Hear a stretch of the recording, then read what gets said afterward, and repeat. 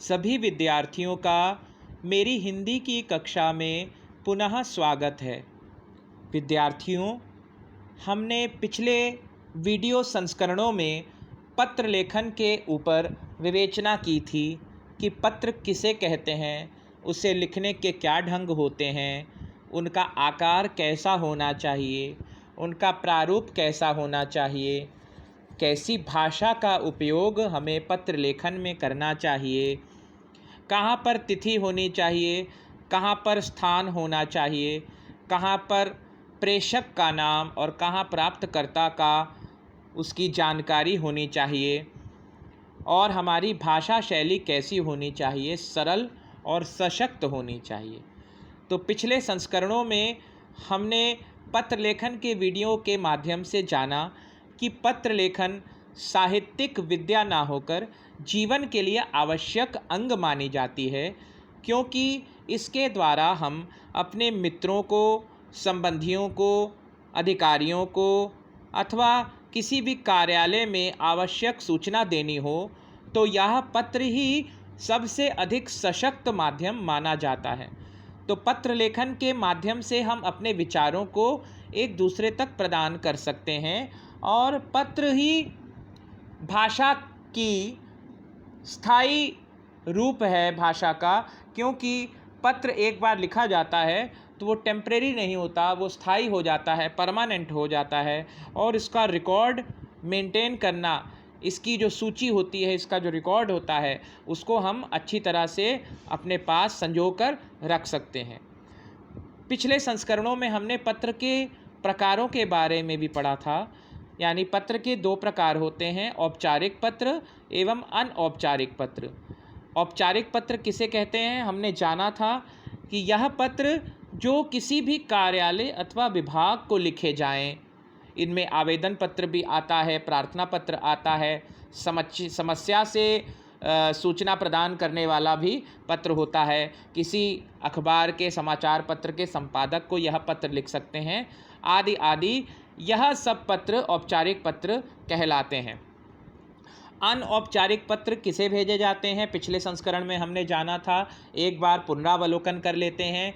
जो पत्र अपने व्यक्तिगत संबंधियों एवं मित्रों को लिखे जाते हैं उन्हें अनौपचारिक पत्र यानी इनफॉर्मल लेटर्स कहते हैं, जो हमारे मित्रों और सगे संबंधियों आदि को लिखे जाते हैं। इनका आकार बड़ा या छोटा हो सकता है और इसमें अपने मन की बातें भी आप इस पत्र में लिख सकते हैं, अभिवादन कर सकते हैं। लेकिन अब औपचारिक पत्र में आप केवल विषय से संबंधित भाषा का ही प्रयोग करते हैं।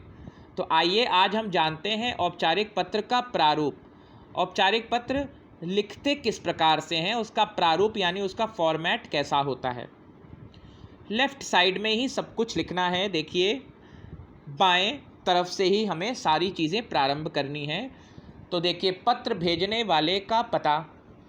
औपचारिक पत्र में सबसे पहले यानी फॉर्मल लेटर्स में, औपचारिक पत्र में पत्र भेजने वाले का पता सबसे पहले लिखा जाता है। उसके बाद दिनांक डाली जाती है। फिर पत्र पाने वाले का पता डाला जाता है।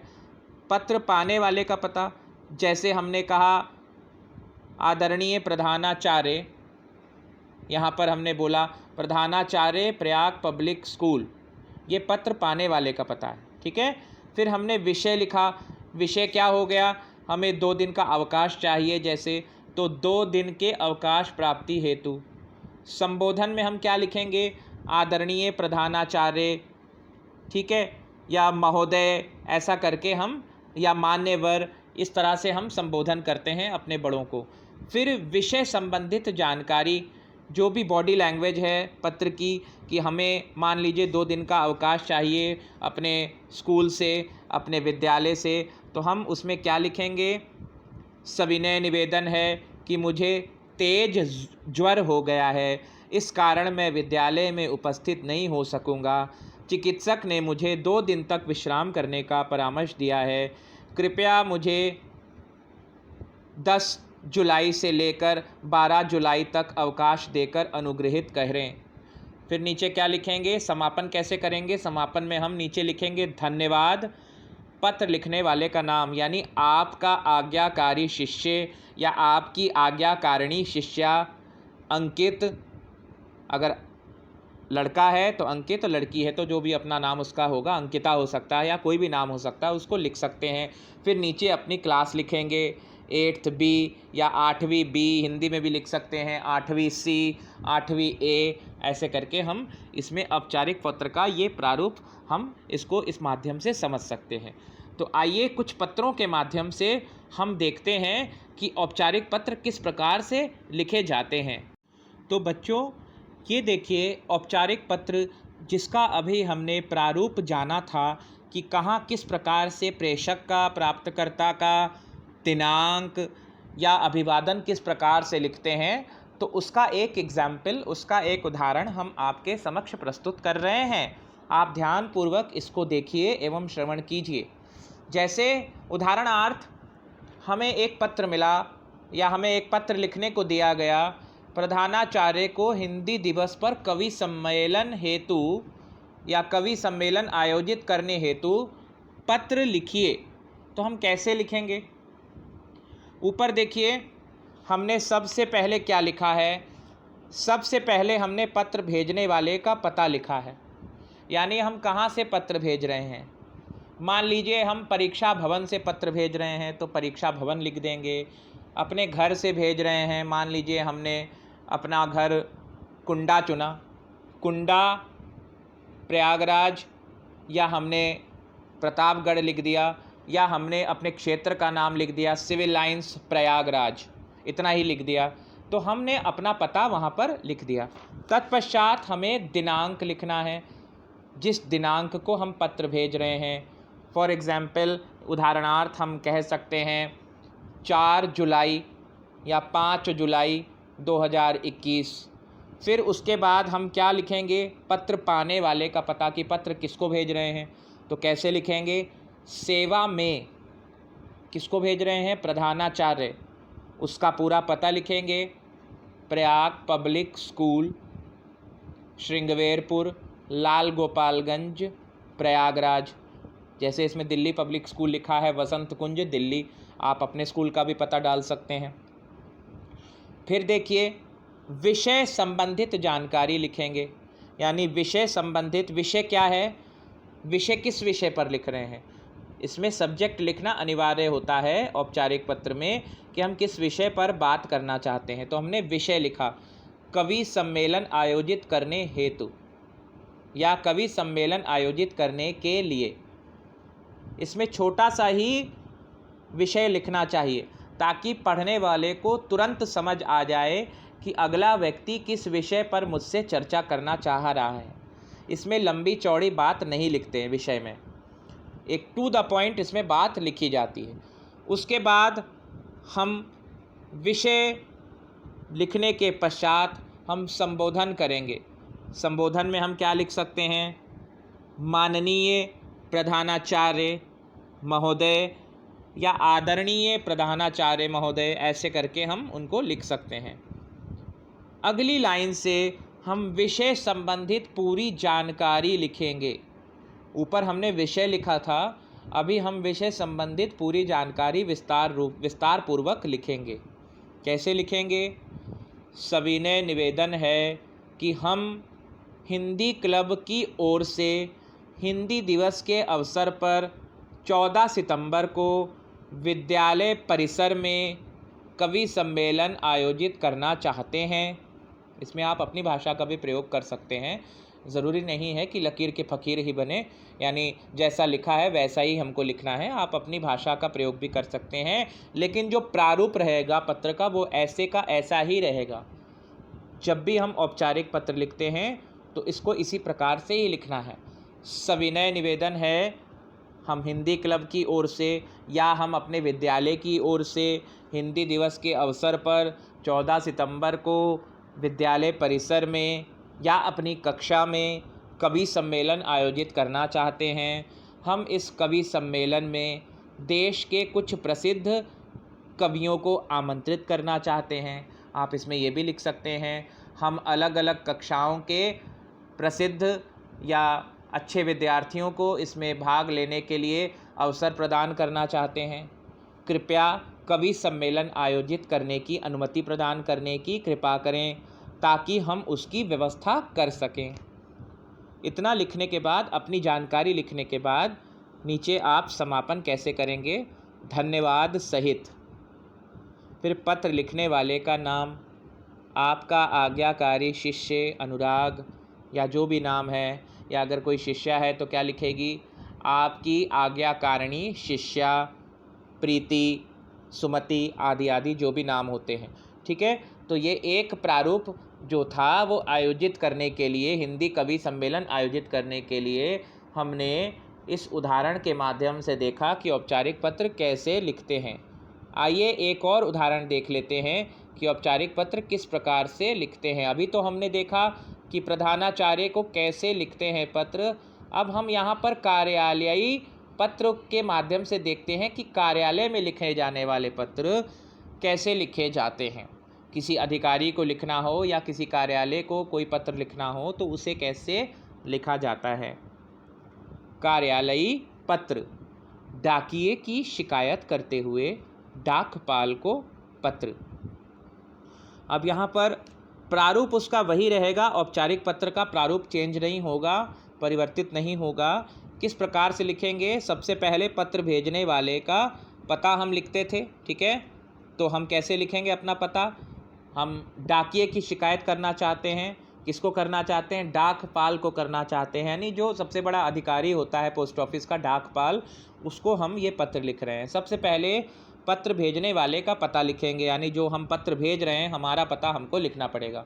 मान लीजिए हमारा कोई पता है या हम किसी समिति के अध्यक्ष हैं तो हम अपना ऊपर लिखेंगे अध्यक्ष वेलफेयर सोसाइटी पीतमपुरा दिल्ली, या अगर हमको कोई पता चेंज करना है, अपना पता लिखना है तो हम उस पर अपना पता भी डाल सकते हैं। फॉर एग्ज़ाम्पल, उदाहरणार्थ हम लिख सकते हैं अध्यक्ष Surabhi Sabha Welfare Society Civil Lines Prayagraj.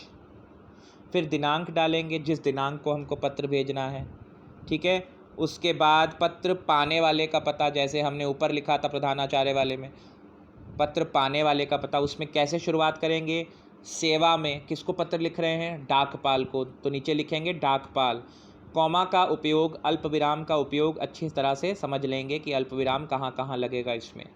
सेवा में डाकपाल, पीतमपुरा दिल्ली 34, ये आदि आदि पता है, जो भी जिसका भी पता हो उसको इस हिसाब से लिख सकते हैं।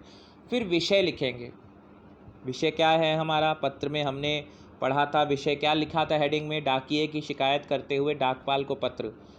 तो हमें इसमें विषय में क्या लिखना होगा, डाकिये से संबंधित शिकायत पत्र। ऐसे नहीं लिखेंगे कि डाकिये की शिकायत करते हुए डाकपाल को पत्र। थोड़ी अपनी बुद्धि लगाएंगे कि विषय को हमको कैसे रोचक बनाना है, कि पाठक या पढ़ने वाला हमारे विषय को जब पढ़े तो उसको एक बार में हमारी बात समझ आ जाए। ऐसा नहीं कि उसको लंबा चौड़ा भाषण देना है विषय में हमको सटीक जानकारी लिखनी होती है कि हम पत्र किस हेतु लिख रहे हैं, हमारा जो औचित्य है, हमारा जो उद्देश्य है वो विषय में पूरा हो जाए।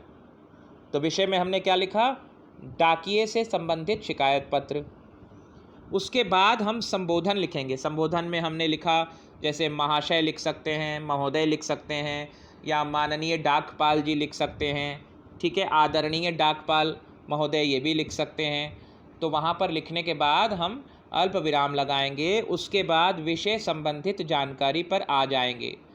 विषय संबंधित जानकारी क्या कह रही है, देखिए, आपको बड़े खेद के साथ सूचित करना पड़ रहा है कि पीतमपुरा क्षेत्र या जो भी आपका क्षेत्र है का डाकिया अपना कार्य ठीक ढंग से नहीं कर रहा है। उसके कारण अनेक नागरिक परेशान हैं। वह नियमित रूप से डाक नहीं बांटता। इस कारण बहुत से महत्वपूर्ण पत्र खो जाते हैं। यदि पत्र बांटने भी आता है तो पत्र इधर उधर फेंक कर चला जाता है, कहने के बाद भी नहीं सुनता। आपसे निवेदन है कि इस डाकिये के खिलाफ कार्रवाई करें और इस क्षेत्र में किसी दूसरे डाकिये को नियुक्त करने का कष्ट करें। इतना लिखने के बाद अब इसमें हाल चाल नहीं पूछना है कि आप कैसे हैं, डाकिया कोई हमारा रिश्तेदार थोड़ी है, या डाकपाल हमारा कोई रिश्तेदार थोड़ी है कि हम उनसे हाल चाल पूछें कि आप कैसे हैं, घर में सब कुशल मंगल होगा, माता जी को प्रणाम कहिए, पिताजी को प्रणाम बोलिएगा। ये सब औपचारिक पत्र में नहीं लिखा जाता। औपचारिक पत्र में सिर्फ विषय वस्तु की ही बात की जाती है। तो हम इतना लिखने के बाद, अपना पॉइंट रखने के बाद हम नीचे लिख देंगे, क्या लिखेंगे? धन्यवाद या धन्यवाद सहित। धन्यवाद सहित भी लिख सकते हैं, धन्यवाद भी लिख सकते हैं समापन की जगह। उसके पश्चात हम पत्र लिखने वाले का नाम लिखेंगे। जैसे हमने ऊपर यहाँ पर लिखा था, अनुराग, अध्यक्ष हिंदी क्लब, कक्षा 8वीं ए, दिनांक ये।